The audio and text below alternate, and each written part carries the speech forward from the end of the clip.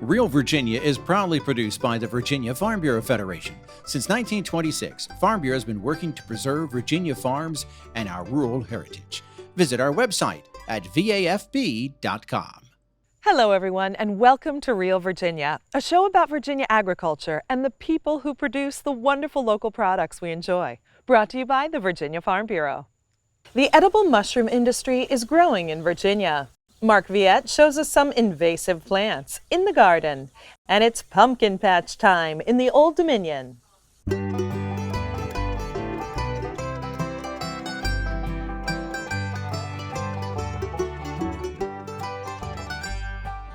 Home will always be Virginia, between the Blue Ridge and Chesapeake Bay, Atlantic to Appalachia, home in my heart always. Welcome back to Real Virginia, everyone. We're coming to you this week from Holly Fork Farm in New Kent County, where they're getting ready for business. Thousands of Virginia families will visit a pumpkin patch much like this one this October, and we'll tour one ourselves in just a minute. But first, Burke Muller reports mushroom farming is catching on in the Old Dominion.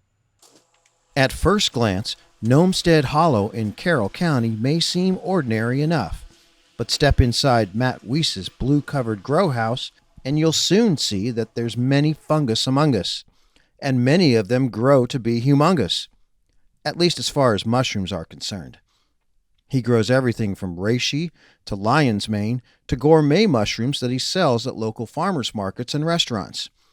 He leads a local mushroom identification group on Facebook and also teaches at Virginia Tech, looking for new applications for mushroom byproduct. Here at Virginia Tech, I am basically looking at taking the waste streams of agriculture and of forestry and plant-based manufacturing and using the mycelium, the vegetative part of the mushroom, to aggregate and to partially digest these materials to create composites.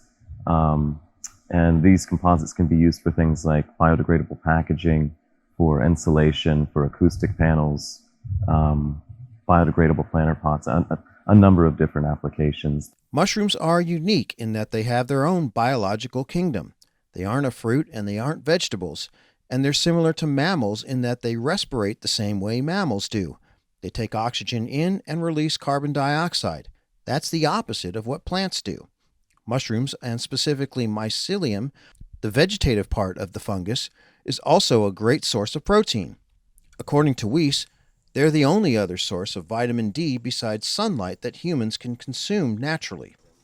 Over the years since he's been growing in Virginia, Weiss has seen mushroom culture catch on in a big way in the Old Dominion. It has really exploded, I would say, especially over the course of the past 5 years.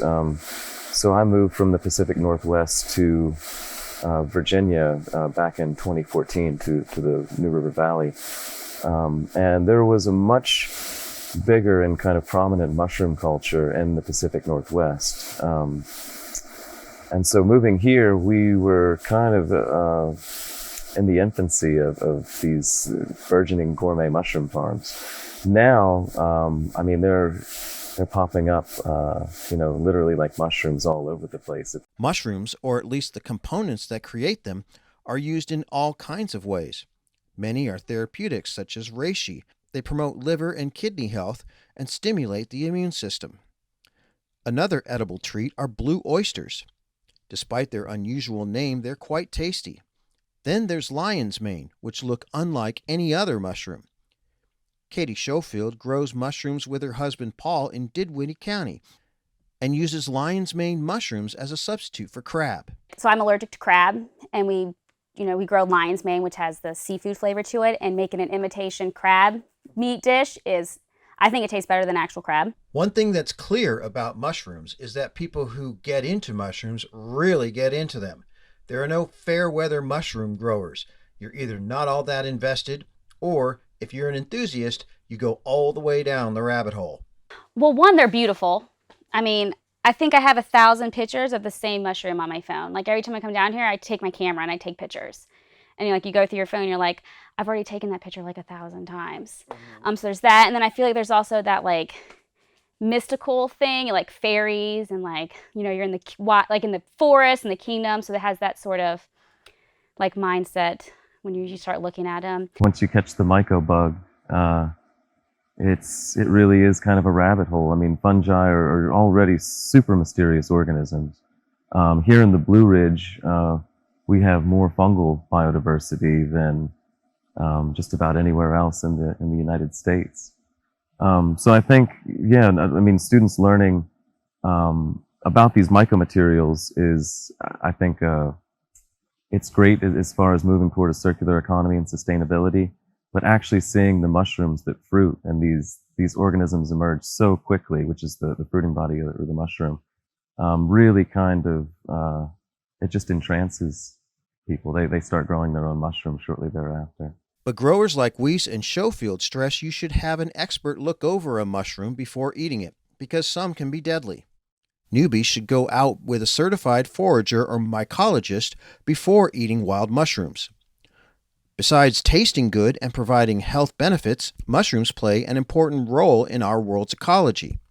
Fungi digest all kinds of biological matter and continue to astonish even seasoned experts. The seemingly limitless potential for them to digest any kind of plant waste that's consistent of lignin and cellulose, which are basically the natural polymers that are in just about in all plants. I'd say with the exception of really resinous conifer trees, I mean, most plant biomass, it seems there's a fungus out there that will digest it. And part of my research also at Virginia Tech is in exploring what actually are some of the most optimal growth mediums or plant residues that could be feedstocks for mushroom cultivation. Whether you just like to eat them or you plan on joining the growing ranks of mushroom cultivators, it's clear there are fellow fungi fans who are glad to be part of your journey. In Carroll County, Virginia, I'm Burke Moeller reporting.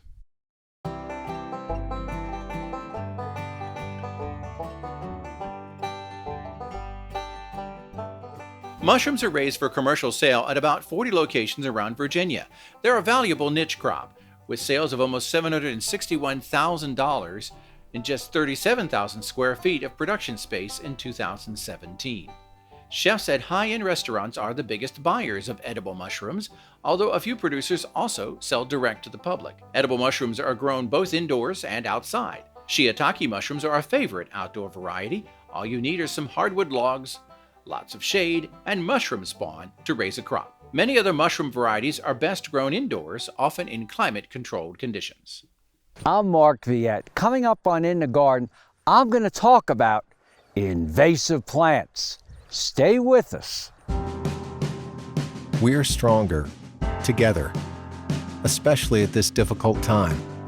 For over 90 years, we've watched our membership grow, and we're honored to be part of such a special community. Thank you to the farmers who provide for us every day. Virginia Farm Bureau is proud to serve our members, their families, and to give back to our local communities. That's the Farm Bureau way. They say you have to take the good with the bad. Well, Mark Viette knows which plants he'd like to do without in the garden.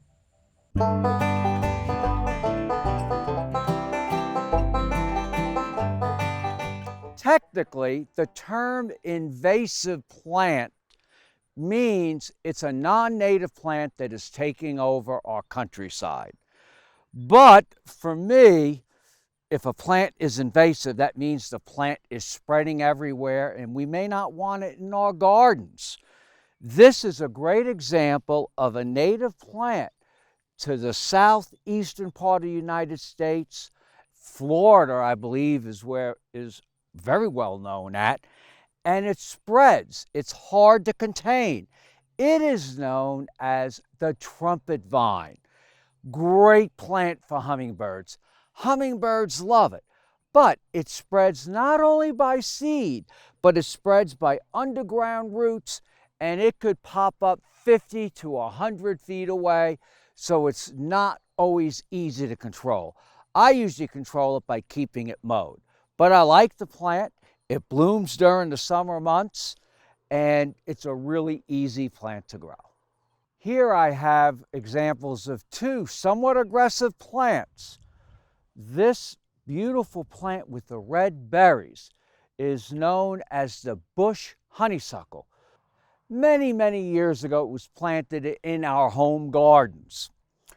And it's really known as the Asian honeysuckle or Tartarian honeysuckle. And it spreads all over because the birds feed on the seed and spread it all over our gardens.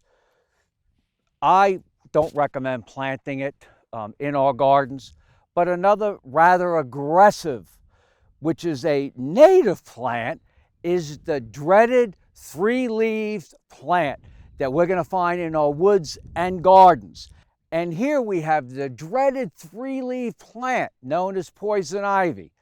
And this is a plant some people, get a rash from almost by just looking at it.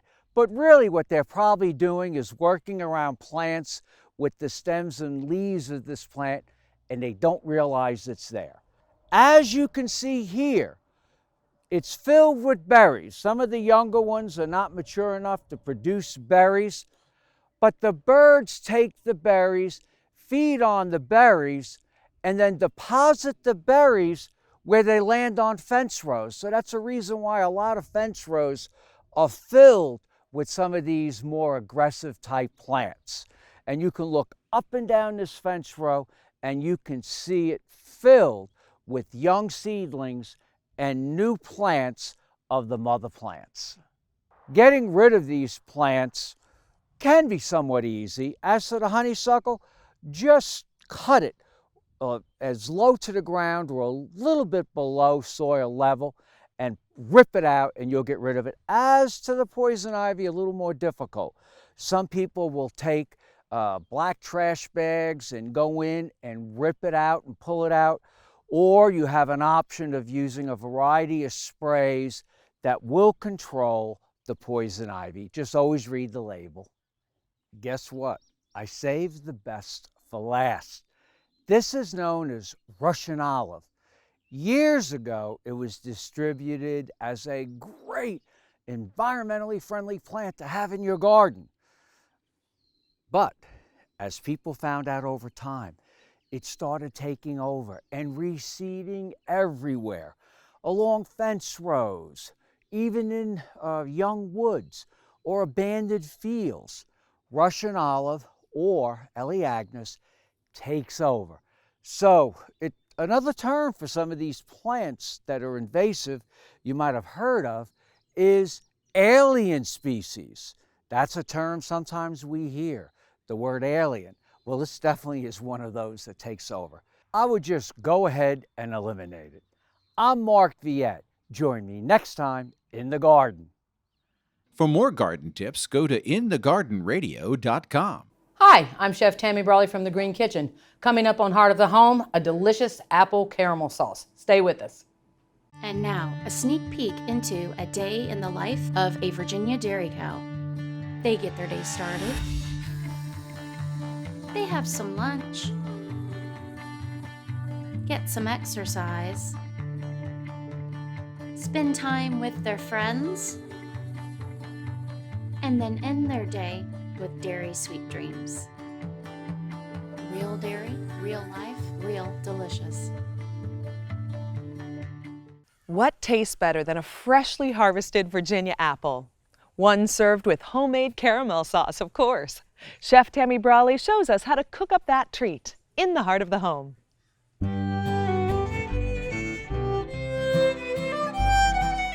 Hi, I'm Chef Tammy Brawley from The Green Kitchen. We're here on Heart of the Home, and today we're going to show you a delicious apple caramel sauce. Nothing screams fall more than apples, so I'm excited to show you this.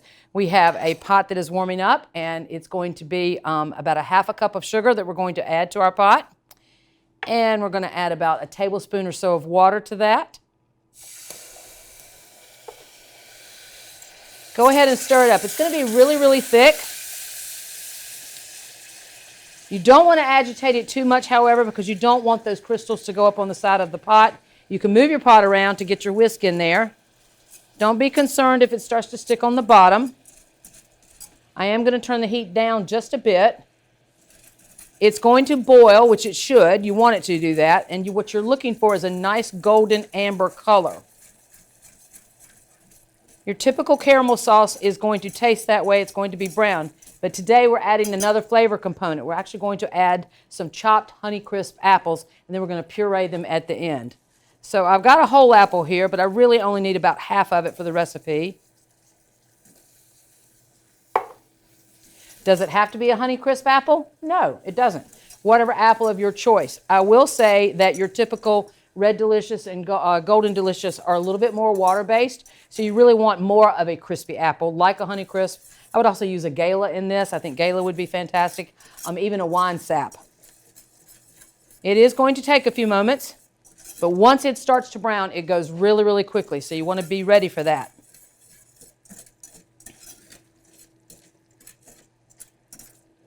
Now, while I am whisking it, I'm not over whisking it because I don't want those crystals to form on the side of the pot.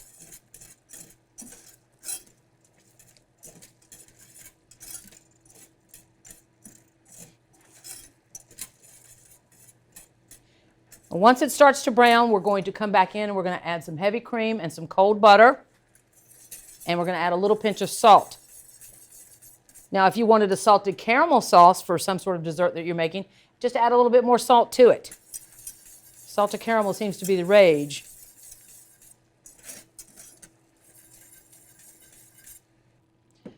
All right, so as you can see, they're starting to turn brown.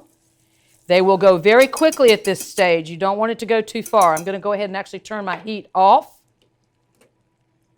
And now we're actually going to make a little noise. We're going to use an immersion blender. You could put this in a regular blender. It can get very dangerous, and I'll talk about that in just a minute. But we're going to put a stick blender in the bottom here. I'm going to puree it up. The apples are cooked. We got a nice brown caramel going on. This looks perfect.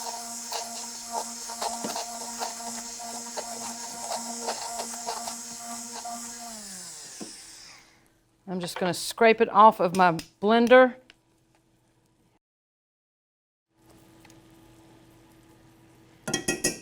All right, now I'm going to go ahead and add my heavy cream. You want to be very careful here because it's going to bubble, and when it bubbles, it's going to cause steam. So you really don't want your face right over it. Actually, I think I'm going to go ahead and continue to use the blender. Oh, it's blending up quite nicely. Might even make a bit of a mess.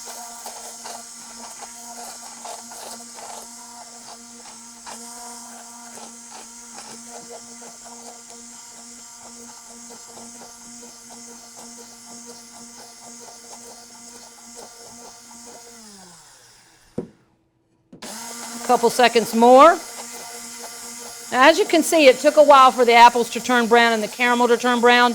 It's not something you really want to walk too far away from. It will take a few minutes because once it turns brown, it can go black very quickly. And you don't want burnt caramel, you just want brown. All right, we've got our caramel sauce just about ready. Finishing touches here will be a tablespoon or so of butter. Kind of want that to be cold butter. It blends a little nicer. And then just a pinch of salt. I'm coming back with the whisk this time. Oh, this caramel sauce is perfect.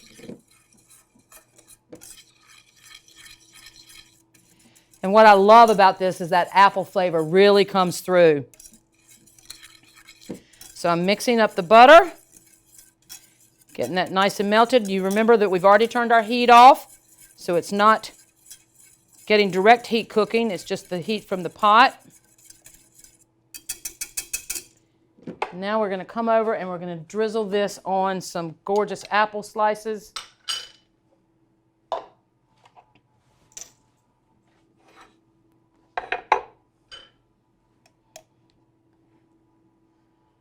Delicious apple caramel sauce over apple slices. This would also be delicious over ice cream or even over apple pie. All right, there you have it. Nothing screams fall more than apples. We've got some delicious Virginia apples here. And I'm Tammy Brawley with The Green Kitchen. Join us next time. Recipes from the heart of the home can be found on the Virginia Farm Bureau website at vafb.com/recipes, as well as on Chef Tammy Brawley's website at greenkitchenrichmond.com.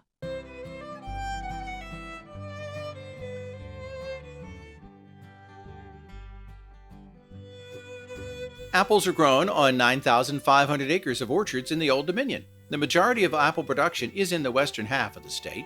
188 million pounds of apples were sold in 2019 with a market value of more than $34.5 million. More than a dozen apple varieties are raised for commercial sale in Virginia, including Red Delicious, Golden Delicious, Gala, Granny Smith, Jonathan, and Ginger Gold. Apple picking actually begins as early as June, but the bulk of the harvest is in October. Fall is when thousands of Virginia families visit a pumpkin patch or enjoy other farm activities. Ricky Gibson reports one grower is happy to share his farm. There are more than 50 agritourism sites listed on the virginiagrown.com website, and more seem to be popping up every year. David Owen is one of the early pioneers in the field and loves seeing visitors every year. We started this farm in 2003, my wife and I. We started out just as people seeing the animals and hay rides over the farm, and we've naturally grown. And we love for the people to come here now. We offer a lot of different things. We have what we call, we let the kids see all the animals here and see the bunny barn and the different animals and the goats and the chickens and cattle and horses and all different things. We do our pony rides here.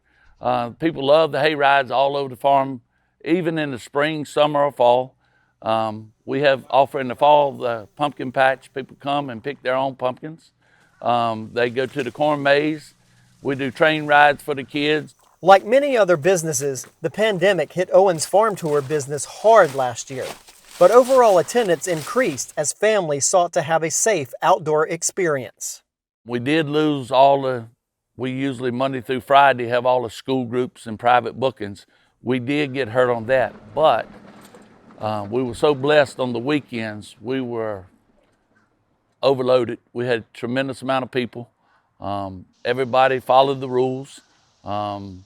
We actually picked up a lot of new customers because we had a lot of people that attended other farms or went to other farms and they were shut down, so they drove here from different places, from Raleigh, from South Carolina, from different places just to enjoy the day. So as bad as it was, we were very blessed to have amazing weekends, and everything worked out good for us as that goes. A 2017 state study found that agritourism has become an important part of Virginia's farm economy, with approximately 1,400 businesses in the field. Agritourism covers more than just pumpkin patches and pick-your-own strawberries. Everything from farmers markets to wedding venues to farm breweries and wineries is included.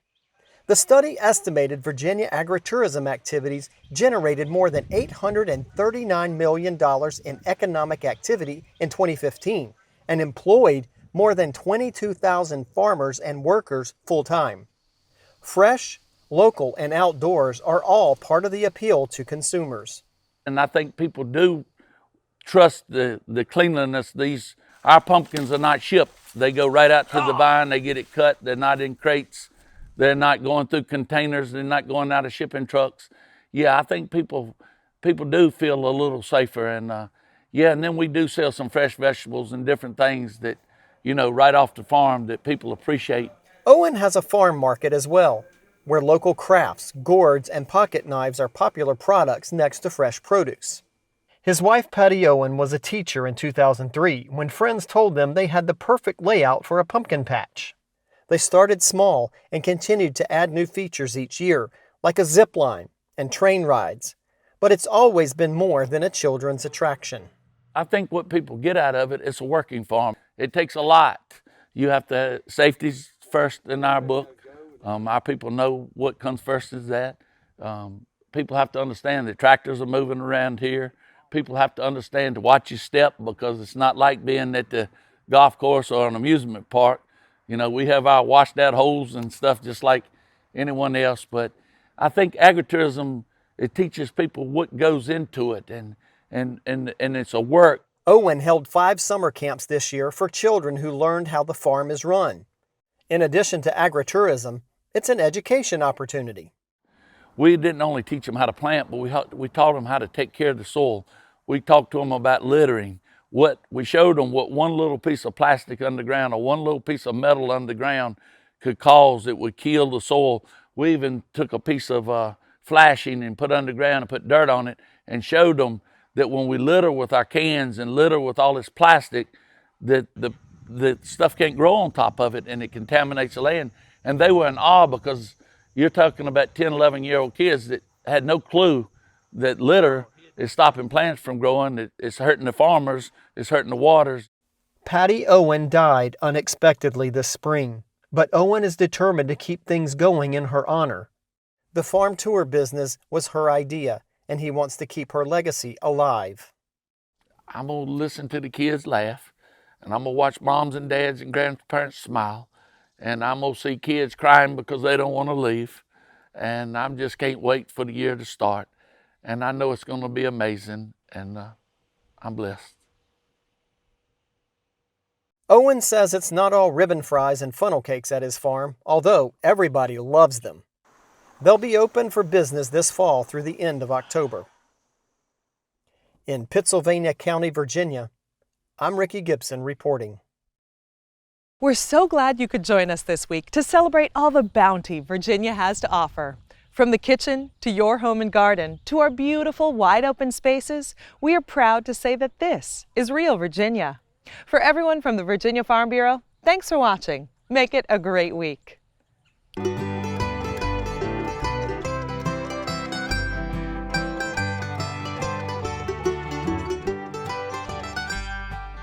Home will always be Virginia, between the Blue Ridge and Chesapeake Bay, Atlantic to Appalachia, home in my heart always. Observe a domesticated human family in their natural habitat, known to their species as the backyard. Hey, you think I should light it now? I think it's good. Yeah. Oh dear, someone is about to burn a pile of debris that's too tall, which can start a wildfire. Wait, could it be? Blimey, it is. It's Smokey. It's Smokey Bear. What a legend. Hey, it's Smokey. Sorry, it was too high. Right. Watch as he astutely ensures that there's no wind, and how he removes some of the debris to create a smaller, safer burning pile. No, you said make it bigger. No, you said make it bigger, baby. The bigger the better. Take note of our fearless furry friend here, humans. I appreciate it. Fist bump. Watching you. Smokey's done it again. Bye, Smokey. Only you can prevent wildfires.